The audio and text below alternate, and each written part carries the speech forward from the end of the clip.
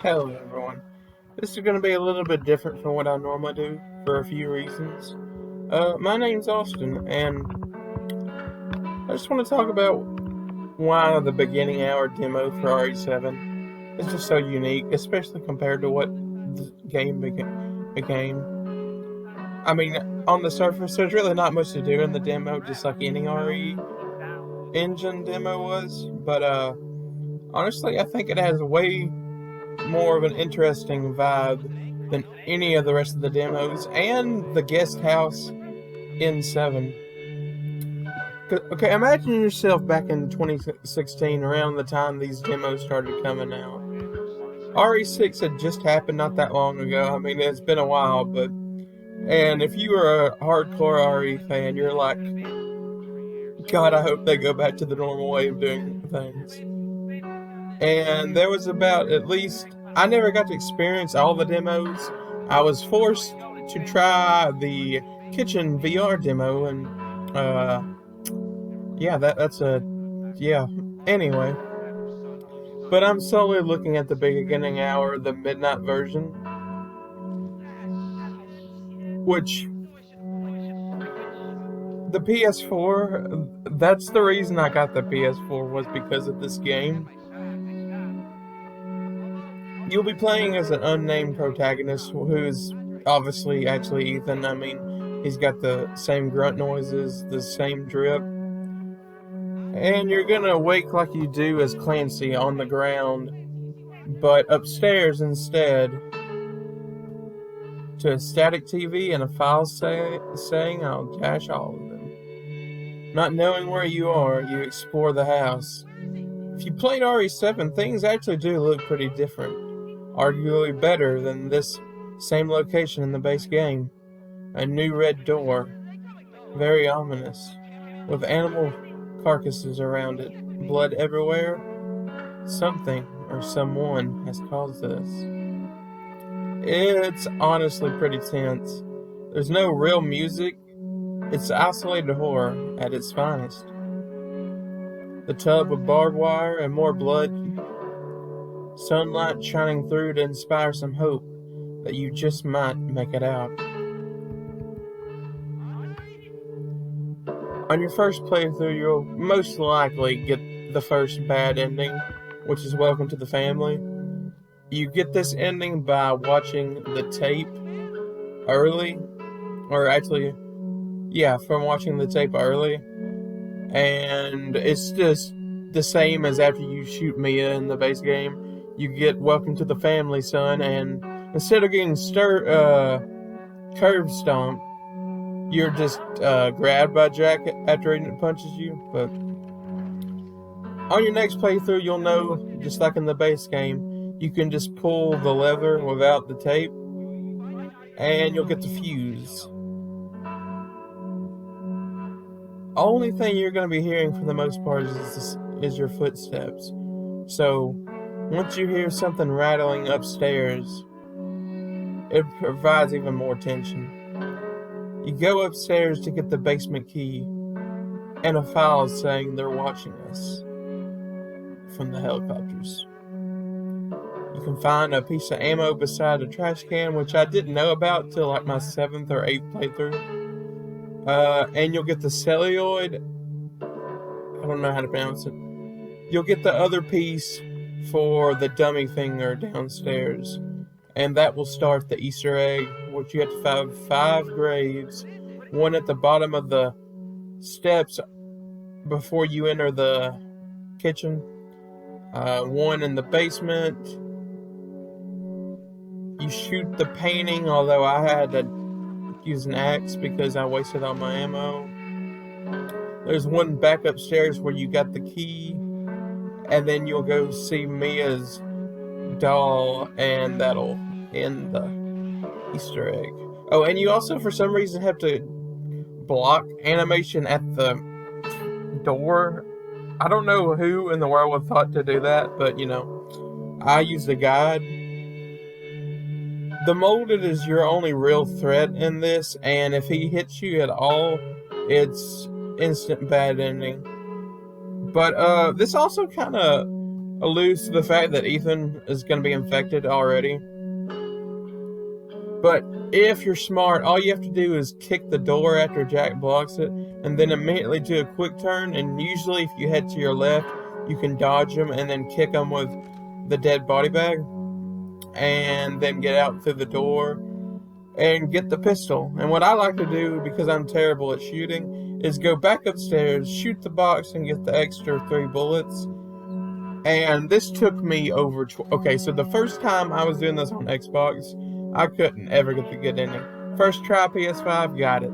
Not knowing about the Easter egg steps, because I haven't ever played the demo that much. So it took me about 20 or 30 more times. I just this morning got the good ending with the dirty coin. The molded's your only real threat, like I said. But it's pretty easy. It's more about luck, I guess. Precise shots, or it's more about luck. You don't even know who the man is who blocks the way out. Also, just a little tidbit, that kicking animation is the same one that Ethan uses to knock things back in Village, which I found pretty cool. If you were to have been hit, you'll notice on your way back up, before you go through the door leading to where you get your hand chopped off, you're infected. You're turning into mold. But you have no other options, so you try to escape to the window. You can see safety, but you don't make it out. You're changing, turning to mold. The man says, "Look at you, a man without a family." You get the second bad ending, although it's just called the mold ending, which is also obviously not the true ending. You may assume that that's all there is, but if you manage to get around the mold without getting hit, grabbing the pistol from the toilet thanks to the valve handle, a few bullets, 1 in the sink, 1 on the shelf, 3 upstairs, and that other one that's also upstairs. Either by taking out the molded or dodging it, you're free to finally escape. The ending text says, "Well, you found a cop and found LSD on you."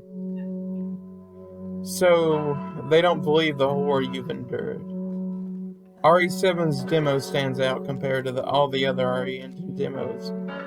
To me, it's far more unique in terms of content, removed or lessened in the final game. I find it strange that RE4's demo and 7 have a decent amount of things in common. Not only do they both have ghosts, although in 7's case it's just if you're looking through the tapes you'll see the ghost. I'm assuming all the lives that were lost by the Bakers, and technically by EV, but still. RE4 originally was going to have Ghost, including the Hookman, but that was going to be an actual enemy type. And they both share the fact about being infected, although RE4 didn't roll with it, not really. I mean, you're not really in a dire constraint of, oh, I've got to get this cured, because while that's a part of RE4, it's nothing major, and RE7 could have benefited with it being a time-sensitive thing, instead of the stupid choice at the ending for Mia or Zoe. So stupid. But this demo has a vibe all of its own. It's far more, I guess you could say, gruesome, or even maybe more subtle. Instead of jump scares at every second, it's all about subtlety. Jack locking you behind with the molded. You see him if you get the backdoor key, and you only have to fight the molded.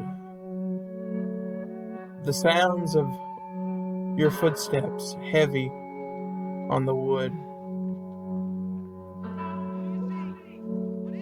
That little bit of sunlight I was talking about at the back door, the red door that looks so ominous.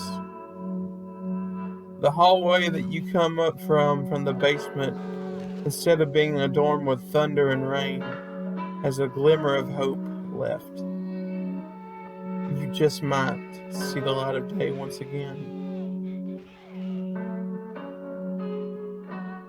Resident Evil means the world to me, and I can't say that RE9 was good, I'm gonna be honest.